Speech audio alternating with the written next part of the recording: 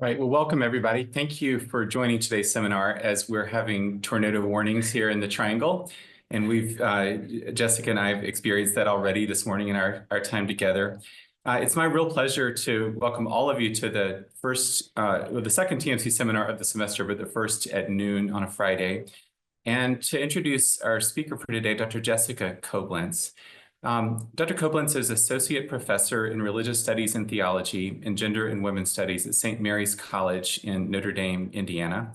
She is a Catholic theologian with specialization in Catholic systematic theology, feminist theologies, theologies of suffering, theological anthropology, queer theologies. And she's specifically interested in questions of mental health and theological perspective and theology and psychology, and also I understand is working on a project related to Mary and the saints as relates to how we think about mental health. Mm-hmm. For today's conversation, Dr. Coblentz has a really excellent book titled Dust in the Blood, A Theology of Life with Depression that we're going to unpack over the course of today's conversation. Dr. Coblentz is here at Duke for a conference for a few days, and we're really grateful for you joining us for the TMC seminar. So thanks for having me. Thank you very much. To be here. So I have a few questions for you, and we'll be in conversation with each other, and then we'll have time for the audience to ask questions of us. So thank you so much for joining us today. I've just read a little bit about your bio, but would you start by telling us a little of your own story as a scholar and how you came to be interested in engaging depression in theological perspective? Like what led you to do the work that you're doing now? Happy to. I, as a kind of bright-eyed college student, took my first theology class, and I was hooked pretty quickly. I thought it was really interesting to think about Christianity from an intellectual academic perspective. And one of the things that immediately captured me was kind of theologies of suffering. And in particular, I observed in my own life and in a lot of the texts that I was reading that Christianity, like many other religions, could be a source of great harm in people's lives. It could also be a tremendous source of solace, a source of inspiration for people to do really great things and to resist suffering and evil in the world. And so that tension just captivated me, and it kind of carried me through many years of study into the early years of my doctoral studies. I thought as a graduate student that I would write a dissertation on suffering, potentially forms of social suffering like sexism, racism, things like that. But my plans were put on pause by a really intense episode of depression that lasted almost 2 years. This kind of hit me at the point in my doctoral studies where I was kind of finishing my comprehensive exams, and just at the point where a doctoral student will kind of give themselves to a single topic. And so I kind of took a break. I was fortunate to get better enough to come back to the program as an active student again. And I was kind of haunted by this experience that I'd had. On a personal level, I was surprised that after many very privileged years of studying Christian perspectives on suffering, I never once had read a text on mental health. I had never once read a text on the kind of suffering that I experienced. And that kind of was it bothered me on a personal level, but it also became an intellectual curiosity for me. Like, why aren't more Christian theologians who care so much about so many types of suffering, why aren't we talking more about this? And I was fortunate to have a dissertation director who agreed with me that there needed to be more work done on this and encouraged me to kind of take this on and try and situate depression within these other theologies of suffering that were already all over the tradition.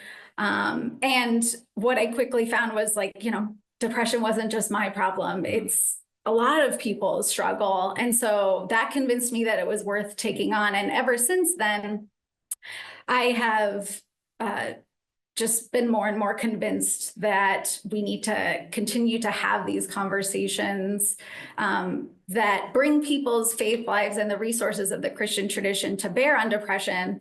And we also need people located within faith communities who are engaging with the sciences, psychology, psychiatry, medicine, to learn from each other and continue to build bridges. So that continues to carry me forward. Yeah. Well, you write, thank you for sharing that. You write some of your story in the introduction to the book, and then you write about depression in a way that, as a psychiatrist, I found really helpful, because you write about not just what depression is, but you make the point that depression is not just sadness. And you talk about, like, what does depression feel like? And you describe it as unhomelikeness. And could you unpack what you mean by that? Mm-hmm. Even as I myself am a depression sufferer, I knew when I started my research that I wanted to center other people's stories as well as my own. And so I started reading a lot of depression memoirs. I don't have a clinical practice where I could encounter people in real time. And so memoirs were my entryway in. And one of the things that struck me very quickly was how many people said, it's not really sadness. Like, that is the popular imagination of what depression is, long and severe sadness. But people said quite directly, maybe sadness is part of it, but, everybody gets sad sometimes. This is something really different from how I usually experience myself in the world. And what I found was that often people were using sort of geographical or spatial metaphors to talk about what the experience of depression was like. They felt trapped and confined. They felt like they were sort of displaced into a wholly different world. They're in the same workplace, the same household, but everything feels different. It was so much more encompassing than the sort of normal, even more extreme emotional fluctuations. And so in sort of tracking these patterns in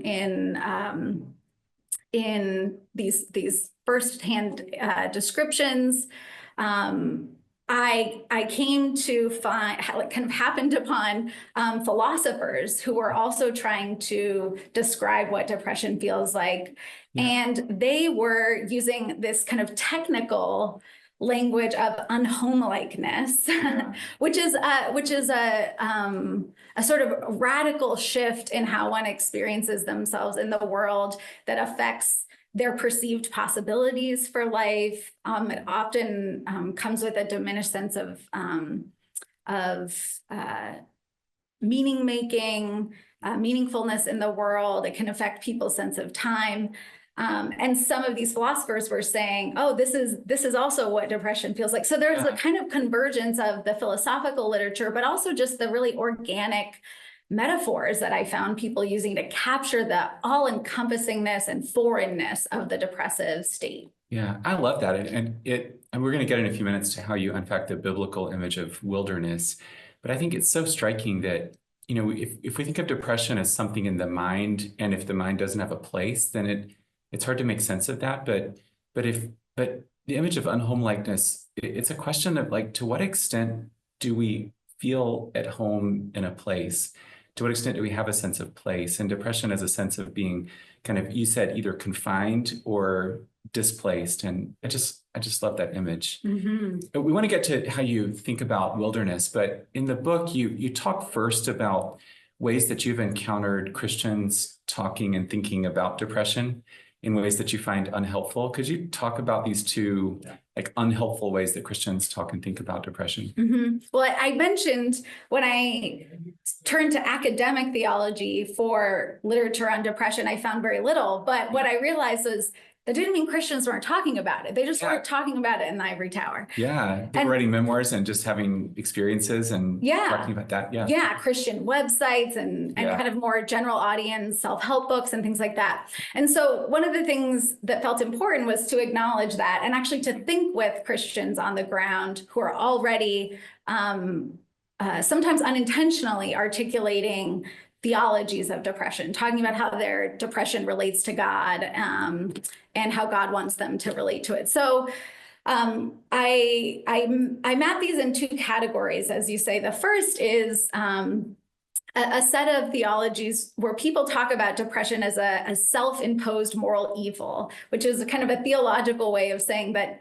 people associate depression with somebody's own action. It's their fault. Somehow you brought it on yourself. Yes, exactly. So maybe you sinned and depression is God's way of punishing you for the sin that you did.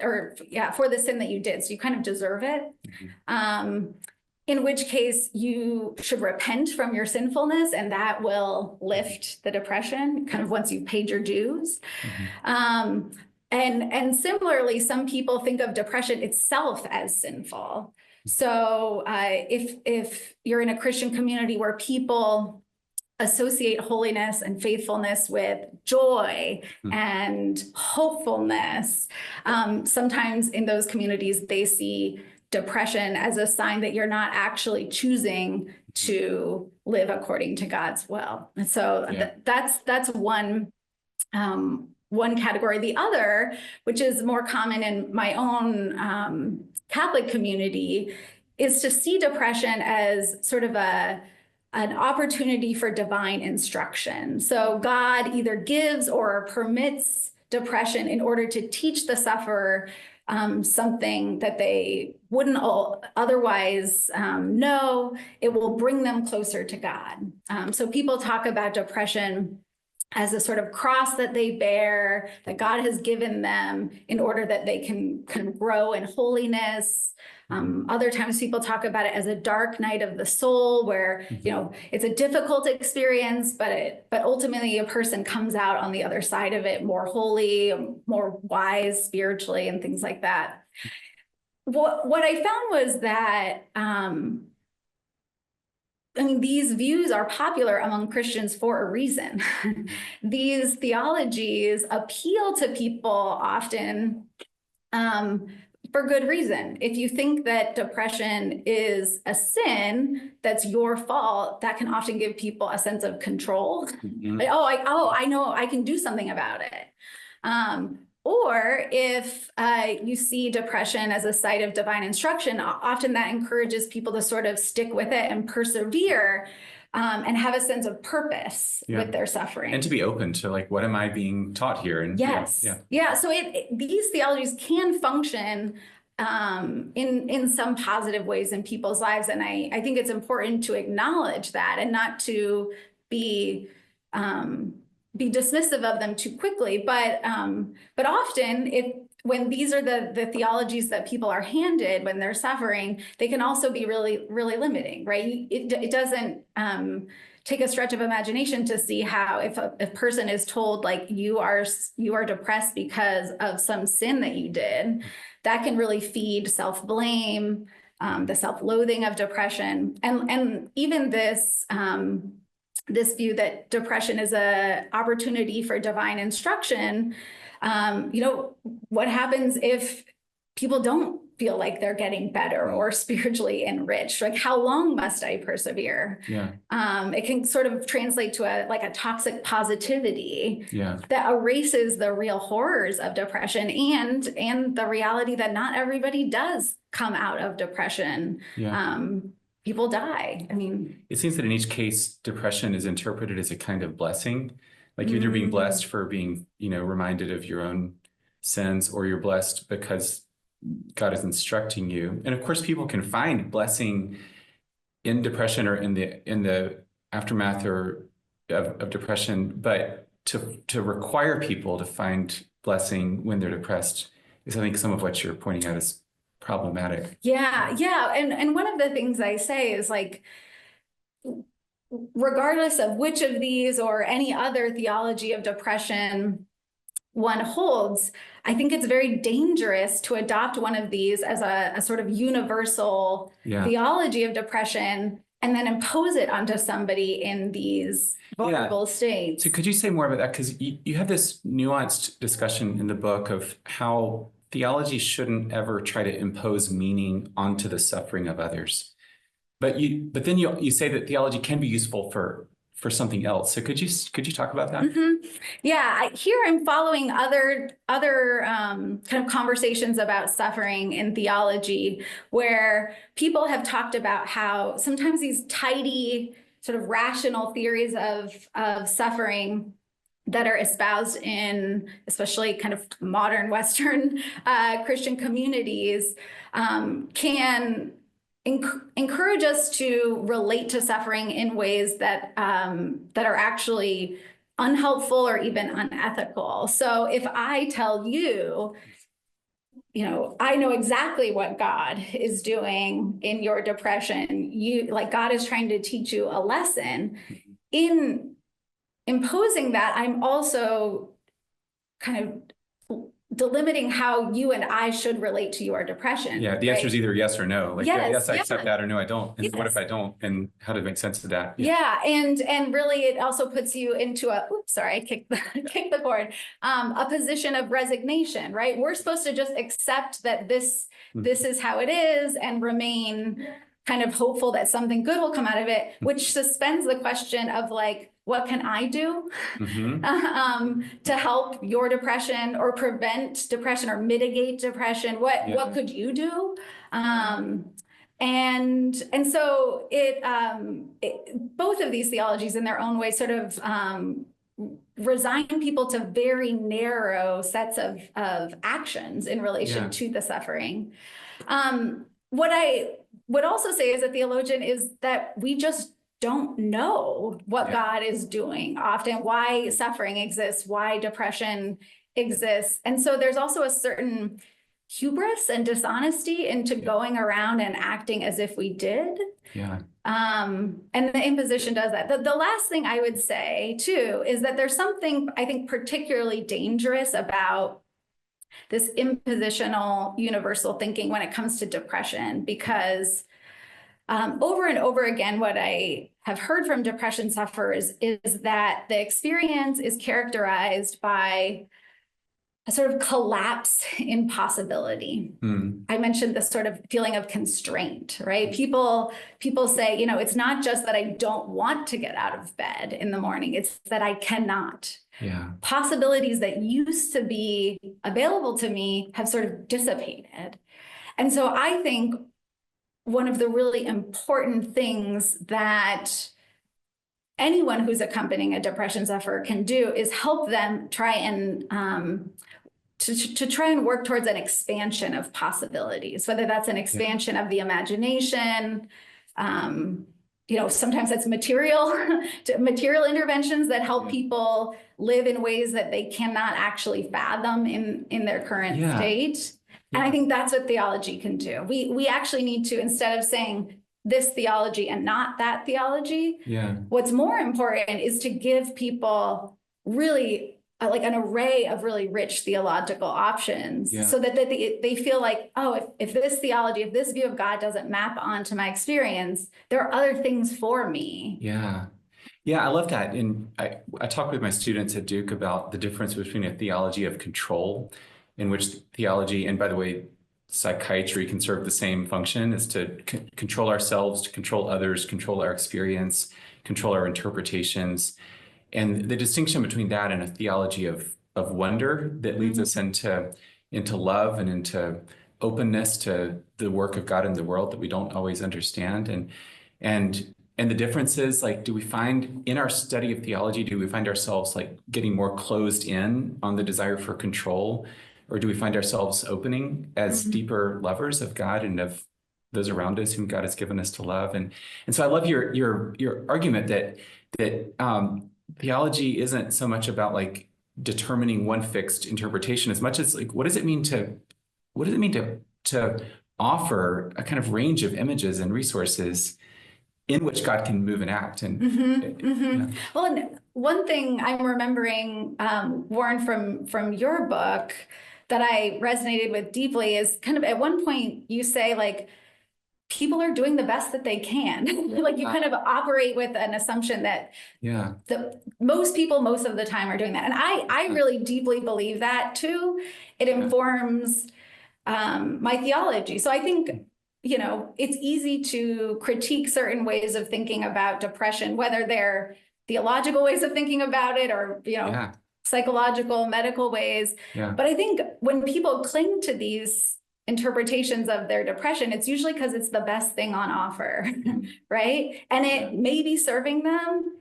It may not be serving them. And so what I think we can do is say, like, let's give you lots of resources and help you discern and accompany you as we discern what kind of frameworks and imagination of yourself and God and the world are actually going to help you live.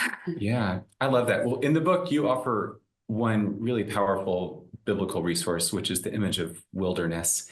Could you just unpack that image, which relates to unhomelikeness, but it's very specifically grounded in Scripture? Could you just unpack what speaks to you from wilderness? So as I was reading these depression memoirs, some of which were spiritual in nature, some of which weren't, I mentioned, you know, I kept hearing people talk about being displaced into another world, this world of depression. And as a Christian theologian, I recognize that story. The Bible is full of stories of people being, you know, displaced, sometimes forcefully, sometimes willfully, into kind of foreign and harsh landscapes. And in the Scriptures, this idea of the wilderness, this place in the Scriptures, is really rich for theological thinking, because on one hand, it is a literal place in the ancient world. And so we have these stories of people like the Israelites, you know, freed from slavery in Egypt. They go and wander in the wilderness, in this kind of desert place. These geographical spaces are known for being really hard to domesticate for human living. So while they're kind of diverse in terrain in the Scripture, sometimes it's a desert, sometimes the sea is talked about as wilderness. The common denominator is that they're really harsh places for human living. A threat to human life. You don't vacation in the wilderness. If you're vacationing, it's not the wilderness. But then throughout the Christian tradition, as Christians have read these stories in the Bible, because of their harshness for human living, they also took on a sort of symbolic meaning. And we see this too in the Scriptures, that sometimes the wilderness is a literal place, but sometimes it's a way of talking about an experience that is difficult for humans to inhabit, even life-threatening. And so it struck me that just as Christians throughout Christian history have taken this wilderness space in the Scripture in our stories and used it as a sort of corollary for their own kind of contemporary experiences of wilderness, maybe we could do the same thing for depression, right? If people are already talking about it as an experience of displacement into a harsh landscape, why not look to the stories of wilderness in the Bible as a source for like helping people see themselves in the Scriptures, but also as a sort of touchstone for thinking about theological issues. Because one of the beautiful things I think about the wilderness imagery of the Scriptures is that God relates to people in the wilderness in a wide range of ways, some of which map onto kind of contemporary theologies of suffering. There's stories of people being kind of sent to the wilderness because of their sin, either individually or collectively. There's also stories of people sort of being in the wilderness and being tested there in ways that map onto kind of seeing suffering as a site of divine intervention. So there's similarities, but there's also other ways of thinking about suffering in the wilderness that I think have been really helpful for me thinking in new ways about depression. Yeah, well, and maybe specifically, you focus on the story of Hagar and her sojourn in the wilderness, and I wonder if you could just remind us all of what happened to Hagar and what was Hagar's experience, and how has the story of Hagar and Hagar in the wilderness, how does that speak to the contemporary experience of depression? So Hagar was an enslaved woman in the house of Abraham, sort of great kind of patriarch in the Hebrew Bible, and his wife Sarah. Folks may know that Sarah was barren, which was a point of great distress for their family. And so Hagar, this enslaved woman, is given to Abraham to conceive a son for him. She becomes pregnant, and eventually this sort of angers Sarah, who is jealous. She becomes jealous and kind of lashes out against Hagar, and Hagar flees into the wilderness. So she has this first wilderness experience where she willfully goes out there. There she encounters God. And in the kind of chronology of the Hebrew scriptures, Hagar in this encounter is actually the first person to name God. She has this very profound experience with God, but in the process, God instructs her to go back to Abraham and Sarah. She does this. The story picks up later when Hagar has had her child, and now Sarah has also miraculously had a child. Again, the kids are playing together. And again, this causes Sarah some jealousy and anger. And so she asks Abraham to actually this time forcibly send Hagar away. Abraham consults with God and does this. And so this second wilderness experience in Genesis 21 is one in which Hagar and her young child are forcibly exiled into the wilderness. They run out of water very quickly. Hagar laments that she's going to see her child die in the wilderness.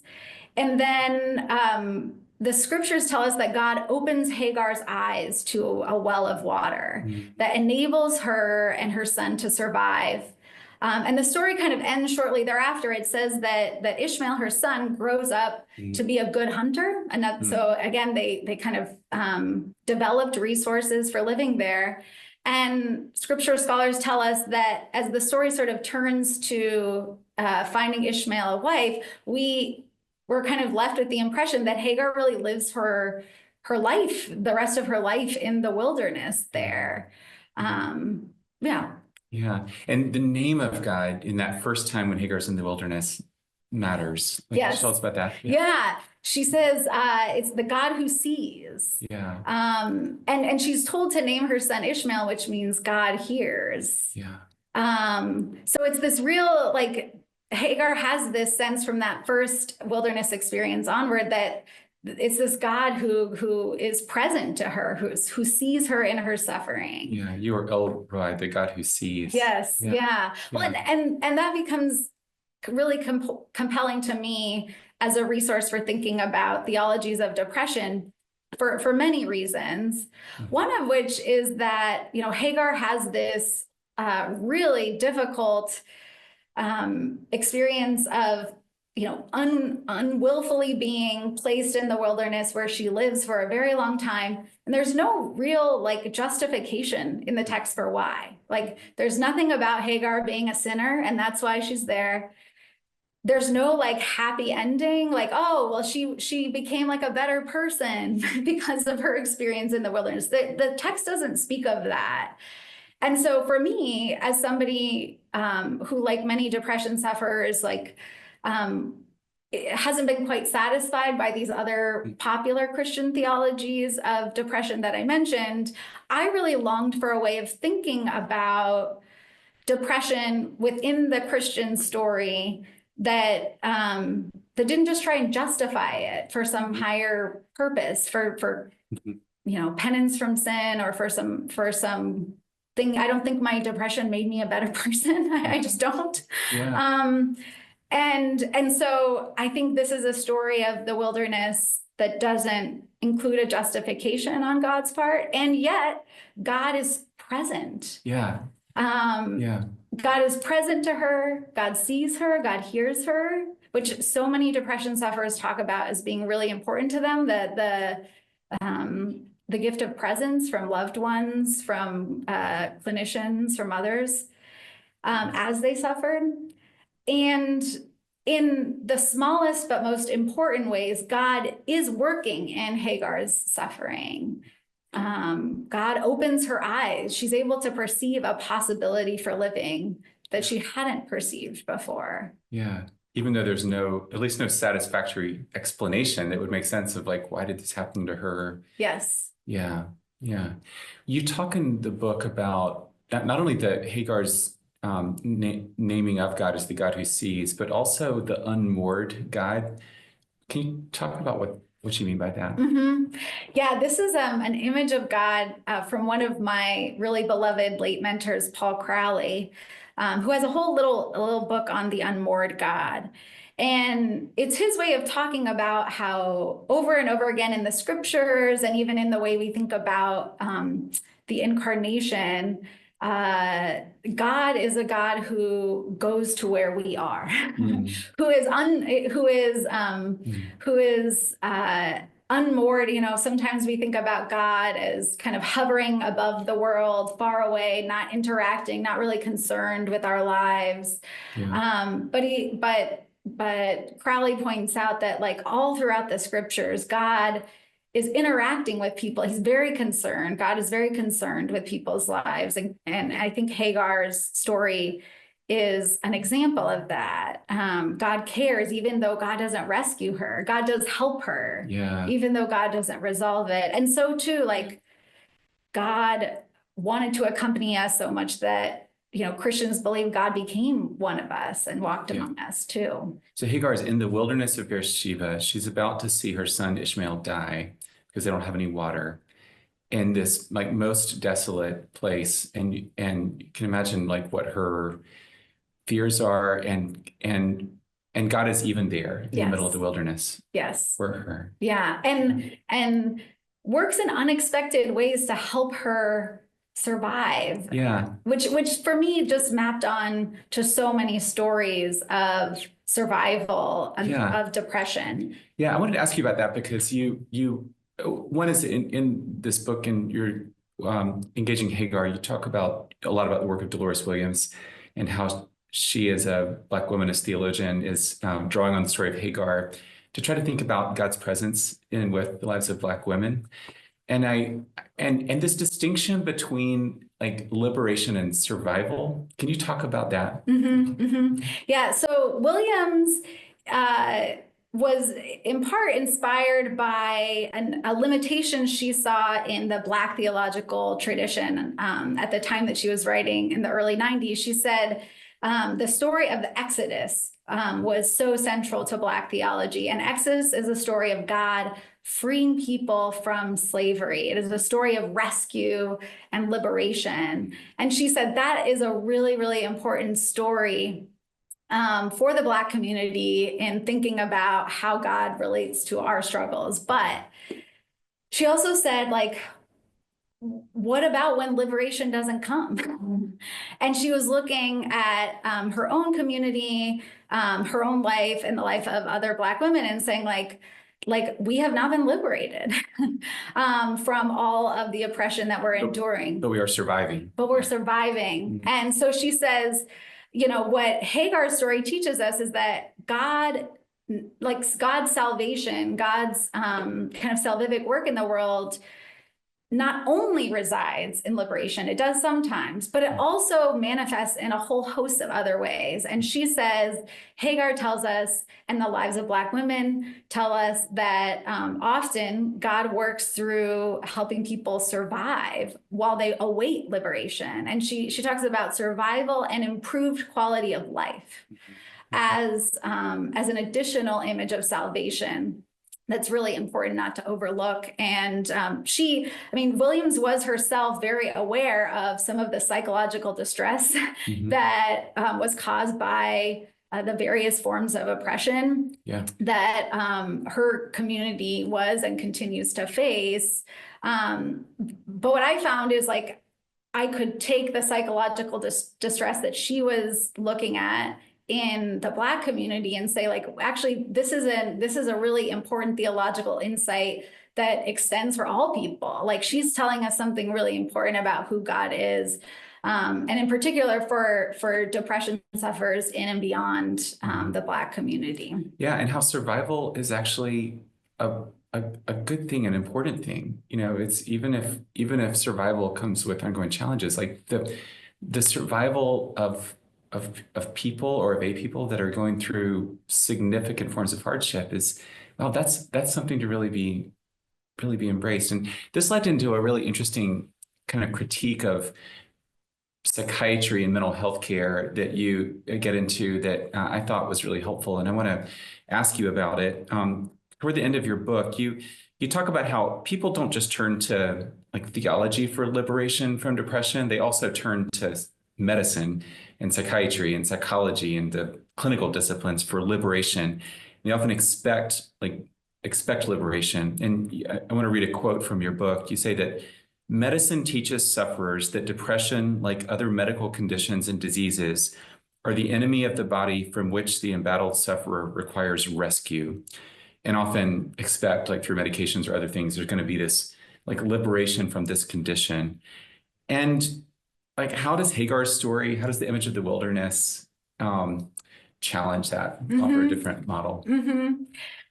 Yeah, I mean, I think Hagar's story and in my experience, the story of a lot of depression sufferers is not one of cure. People want a cure, and seeking a cure is it's great. Good. It's great when there is something that's like an easy solution.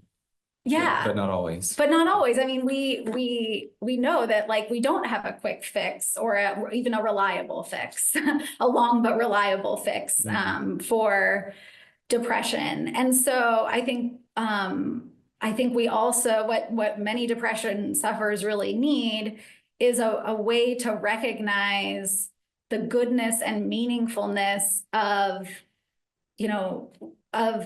what Williams would call improved quality of life, right? That actually like one can live with depression and with the help of good treatment and companionship, often live a pretty good life. It may not be the dream life of no ailments, but it's a life of survival that again is something really to be able to claim as a real good. Well, and one of the things that has really moved me since the book has come out is that I've had some parents of folks with depression tell me that this was something that they didn't understand, that actually they thought the way to help their child was to do everything they could to rally for a cure and to keep promising their child a cure. When in fact they realized like, oh, while I was focused on liberation and a cure, I was missing out on all these small ways that they were actually improving. And I should have celebrated, like I needed to celebrate these little, these little possibilities that emerged in a depressed life that weren't there before, that made life better and easier. Yeah, that's really beautiful. Well, I want to ask, thank you for that. I want to ask one more question and then we'll open it up to the group for questions if possible. So what do you see as the role of the church and of maybe particular Christian congregations and communities in accompanying people who live with depression? There's so much, so I'll just say a few. So one of the things that I observed is that, depression in and of itself is really difficult. And often depression sufferers who belong to Christian communities would say, I was struggling to deal with my depression. And then on top of that, I found myself in faith communities confronted with theologies of depression, ways that people were trying to make sense of depression that were really unhelpful. And because I found them unhelpful, I felt like, not only have I been displaced from my ordinary life, now I feel just like kind of pushed out of my faith community, alienated by depression and alienated by my faith community. So I think one thing that that church communities can do is to be mindful of that, actually, that the stories we tell about depression, whether it's the stories we tell to everybody from the pulpit or in small groups, or the stories we tell in kind of more one-on-one pastoral care settings, they need to hold a space open for the fact that depression is a diverse experience, and how one person makes sense of it and makes sense of it theologically may not work for another person. And if we want to be a community that can support people in a sustained way, then we actually need to have lots of theological resources available to them. We need to have a sort of openness in the way we talk about depression, so that we don't force things on people in ways that alienate them further. Yeah. I think with that, another thing is, this is a bit more abstract, but I think one thing that I get from the Hagar story is an image of a God who just bears with Hagar, who does help in these vital ways, but who also just stays with her, who doesn't explain away what's happening to her, who helps, but like who stays with her in a way that makes a lot of difference. And I think churches, maybe just like psychiatry and psychology, often are so focused on fixing that we're out of practice with accompaniment sometimes. Especially long-term accompaniment is hard. Yes. Yeah. And so, I mean, it's hard for immediate caretakers, family and friends sometimes, but I think the beauty of church communities is that they're communities. There's lots of resources in one place, people resources, care resources. Yeah. And if we could find ways to organize, to enable the kind of long-term care at the church level, that would be wonderful. Yeah. The last thing I'll say too is that, there are a lot of things in this world that make depression harder to live with. Things like, the difficulty of accessing and financing healthcare. Even just the logistics of helping somebody find good mental health care when they're really struggling. I would love to see more church communities kind of take on these social realities, advocating for healthcare and mental health access in their communities. This is something in my own community of South Bend, Indiana, that there's actually been an interfaith effort around in collaboration with the city government. And I wish we had more churches recognizing that sort of social justice work is something we can offer to those who are suffering. Yeah, thank you. Yeah, which at the beginning, I think of the way that the Psalms often mention the wilderness as, the people of Israel are kind of thinking through, like, where have we come from and where are we going and how is God related to all of this? And there's this balance of like truth telling and hope. And I think that if we as Christians kind of focus on the hope without the truth telling, it's actually not hope, because it's not true. Yes. But the right kind of truth telling, I think, does point to hope. Maybe the Psalms can help us with that in terms of knowing what that looks like. Yes, I love that. Yeah. Could we turn it to the group for That'd be questions? great. Is that right? I think Parker's going to help narrate questions that have come in from the Q&A. All right. Hey, y'all, can you see me and hear me okay? Yeah, thank you. Yeah, thanks. Great. Sure. Thank you for this conversation. One question that came up was, we would love to hear you talk a little bit about how the title of the book, Dust in the Blood, relates to fulsome theology of depression. It's an intriguing, interesting title, and one that seems a lot of thought went into. So we'd love to hear about that. Happy to. Yeah. This is a line from the poet Robert Lowell, who himself experienced bipolar depression and described his depressive states in an interview once as dust in the blood. And when I heard this, I, as a depression sufferer, was totally taken by it. I was like, oh, that's getting at something that I think, the standard list of symptoms misses, or the kind of standard idea of depression as sadness misses. Part of what it does for me is talks about it as an embodied experience, right? You mentioned, like, it's not just something in the mind. So many people talk about, their whole experience of self changes amid depression. So the idea that it's something that's running through your veins and touching every kind of part of the body captured that sort of experiential dimension of depression. And then also with this language of dust, that immediately to me sort of brought to mind this wilderness kind of earthy imagery that's so central to my book. And we are dust. And we are dust. We are dust. Exactly. Exactly. So I have to give credit to him. The poets know how to put this kind of experience that is often so hard to talk about directly. Awesome. Thank you for that one.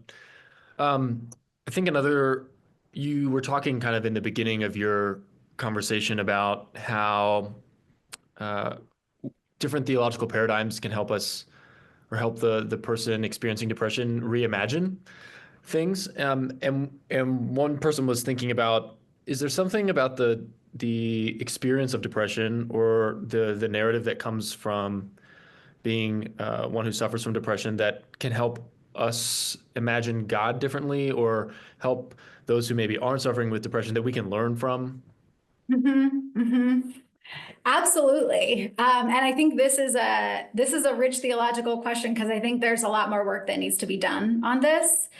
I mean, while I rely very heavily on Williams in this book and her reading of Hagar for this image of the God who sees amid ongoing struggle, I think that is an image of God that I have latched onto because of listening to depression sufferers, right? That people need an idea of a God who accompanies them. The unmoored God is another example of this.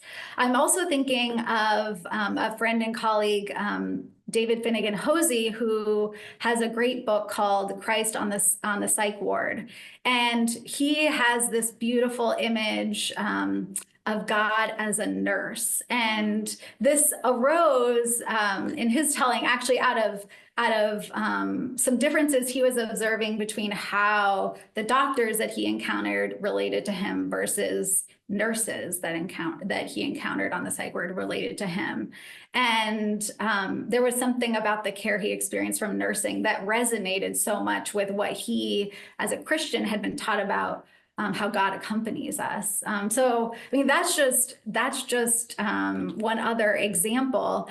But I think continuing to listen both to Christian depression sufferers who often in really rich organic ways are talking about God, like David, or even just listening very skillfully to depression sufferers outside of religious context, I think can help attune us to what, from a Christian perspective, I might recognize as the work of God and the Holy Spirit in people's lives, that might illuminate certain aspects of who God is that we otherwise overlook. Yeah, I think just the Psalms again are so helpful. I mean, David Finnegan Hosey writes about the Psalms in his own experience. At times I've talked with patients about Psalm 13. Mm-hmm. How long, O Lord, will you forget me forever? How long will you hide your face from me? How long must I wrestle with my thoughts and every day have sorrow in my heart? And I've had patients that have said, yeah, that's exactly my experience. And so like that way of like, what does it mean to be able to, yeah, to tell the truth and to bring that into the presence of God, and with the expectation that God will answer without necessarily the experience of God doing so in the moment. That's a hard line to, especially in our culture where we expect, fixes, and we expect to see immediate responses. It's hard to be able to sit with that. Yeah. And I mean, we have lots of stories in the scriptures, right, of God acting in surprising ways too, right? Yeah. But like a God who seems to be totally absent and then showing up in unexpected ways. I think there's something about that resonates with a lot of people's stories of depression. Or the God who shows up for Elijah and it's like, what are you doing here? Get up, get up and go. So there's lots of again, to your point, different images and different ways that we think about that. Yeah. Oh, I kicked the screen again. Sorry, folks. Returning here. Thank you all for that conversation. You mentioned David Finnegan Hosey, and he actually poses this question, but could you say a little bit more about Hagar's powerful act of giving God a name? It seems that's a moment, something more than survival for her, even if it's not quite total liberation. What do you see, or how do you understand that act of Hagar naming God in that way? Ooh, what a rich question. We're both members of the David Finnegan Hosey fan club, by the way, so it's good. I'm not surprised. A good question from him. I mean, so I focus so much in the book on Hagar's second wilderness experience because it's a forced experience. She didn't choose it. But her naming God happens in the first wilderness experience. And just the first thing that comes to mind with the question from David is that it is this act of agency on Hagar's part, right? The previous question asked, like, what can we learn? What can we learn about God from depression sufferers? I don't know that many depression sufferers or many people in really difficult situations like Hagar always feel like they can name God, right? Often people feel like, oh, there must be something wrong with me because I don't recognize God in the forms I've been taught to recognize the divine. Or they might be, I don't know, scared of God or ashamed or things like that because of the situation that they're in. And so one of the things I think Hagar maybe models for us in her naming is like she felt, I don't want to say entitled, that has a negative connotation, but there's something about how she saw herself before this God where she recognized that it was okay to relate to him or to this God with that kind of intimacy. That maybe tells us something about how the nature of God's presence, that she felt like she could do that. You wonder what stories she was drawing on herself, like past memories of God's action in her life or in the life of the world that allowed her to be able in that moment to proclaim that. Yeah. Oh, and I love that you said that, Warren, because I mean, I think that invites us to think about like is the image of God that we're handing on to the people around us one in which, gives them an impression that God is hospitable and wants and invitational and does see and wants to be seen in return, right? Because Hagar is also in naming saying something about what she sees. Yeah. Oh, right. Exactly. You are the God who sees, but she's also naming her own seeing. Yeah. And I think, for depression sufferers who are struggling to have a sense to either feel validated in their experience of divine absence, divine hiddenness, or for depression sufferers who are just in need of a different image of God. I think Hagar's naming invites us to think about what we're handing on to other people in the way that we talk about God. I would hope that many Christian communities would